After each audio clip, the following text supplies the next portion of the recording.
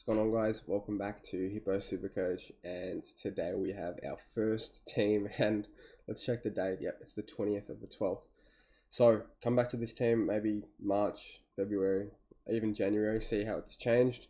Maybe compare it in another video. But yeah, let's just see how I'm thinking of setting my team up early. I think it's going to be an interesting year, no doubt about it. But yeah, without further ado, I'm a little bit sick, so bear with me. But let's get into the defenders. So I think D1 Nick Dacos, it just makes sense, doesn't it? Like, the kid is a monster. He's only going to get better every year. I do think, like, obviously the jury's out. He's a gun, so he will get a lot of attention, but I think it's just too risky not picking him at this point. There'll be plenty of games where he doesn't get tagged and he's just going to go nuts, and who knows, he might figure out a way to break the tag over this summer. I don't know. But yeah, Nick Dacos, Jet. The next guy I've got, so I'm currently passing on two of the big dogs and going down to Jordan Ridley. Now, the reason I'm picking Ridley, or I'm thinking about picking Ridley, is adding Ben Mackay to that team should free him up completely. I think now that Mackay and Callie are there, they're not going to play three tall lockdowns.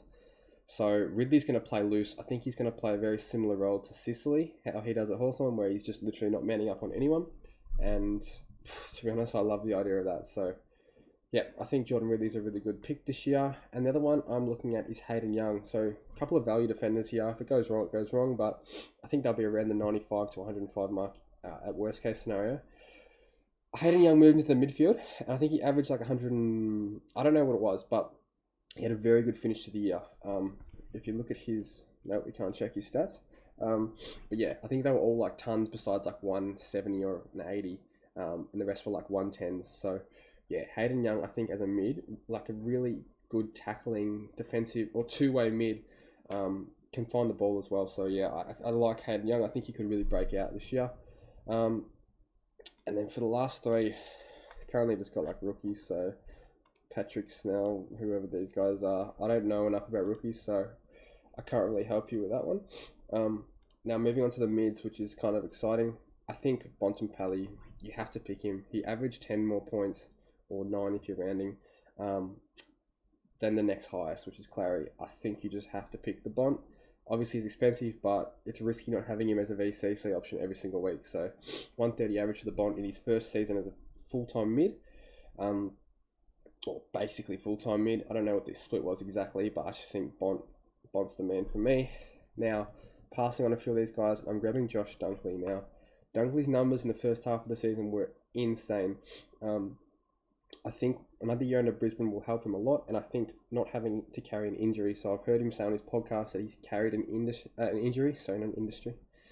He's carried an injury pretty much that whole second half of the season. So I think Dunkley's ready for a 120 plus year quite comfortably, to be honest. Shouldn't ever get tagged with Lockie Neal on the team, which I really like, whereas a lot of these other guys, they're probably big tag targets. So, yeah. Next guy I'm picking is Errol Goulden. Now, 111 average for him. I loved his finals game against Carlton. He was just everywhere. I think just natural progression. The kid's an absolute monster. I could see him being I could see him being M1, to be honest. He's just a beast.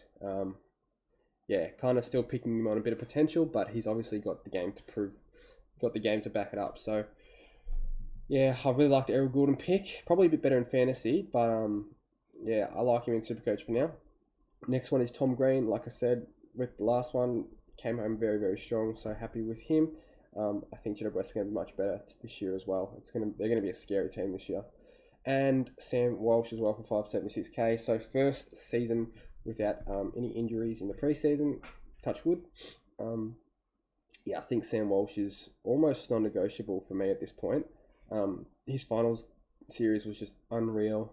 It was a pleasure to watch, and I feel like he was best on ground just about every game. So, yeah. And then in terms of the rookies, we'll just pick a couple of 117, 120s, whatever. Now, Rucks. I'm not sure with this one, but for now I'm set on the English and Gawn combo. So English, obviously 128 average 14 points more than the next. So I think it's risky not to pick him early on. And then Gawn's got 130 potential as a sole ruck, plain and simple. So don't see any reason why Gawn can't get back to a 115 at least. And that would put him at R2. So pretty simple picks, nothing to really discuss there. Now the forward line, which is where I think this is where we're going to get all the headaches over the preseason, looking at this top 6 forward line, it is looking extremely chalk. So Charlie Curnow is currently F3. So for now, I've got Jack Macrae. I don't know if Baz being out for the year helps him or hurts him. I don't think it really matters at this point. He should average 100 or close to it, literally 99.9 in a relatively down year for him. So hopefully he gets a bit more mid-time. And then I've gone with Sam Flanders. So obviously he finished the season off very, very well. Don't see any reason why he's not going to play in the midfield. And there's not many good forward options at this point. And next guy I've got, this is going to sound crazy. Well, it's not too crazy. But Zach Fisher, I think if he plays the same role he was playing at Carlton, which he looked really good in, by the way, it was just a tough team to get into by the end of the year, he could definitely average in the 90s as that cheesy halfback role where he just racks up heaps of the ball. He uses it quite well, and he can find plenty of it in that role. So, yeah, definitely liked what I saw from him. 378k, I think he's got potential to get to 500. Might just be a stepping stone, but like I said, these forwards, it's looking pretty dry at the moment. And then I've got Harley Reid. So he's just about the only rookie I know, to be honest. I'll have to do my research, but for now, he's about the only rookie I know. And then we've just got a couple of placeholders. So obviously the rookies will have to change.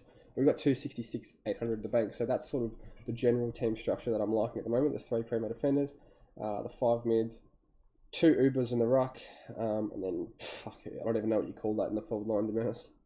Just fucking straight up chalked.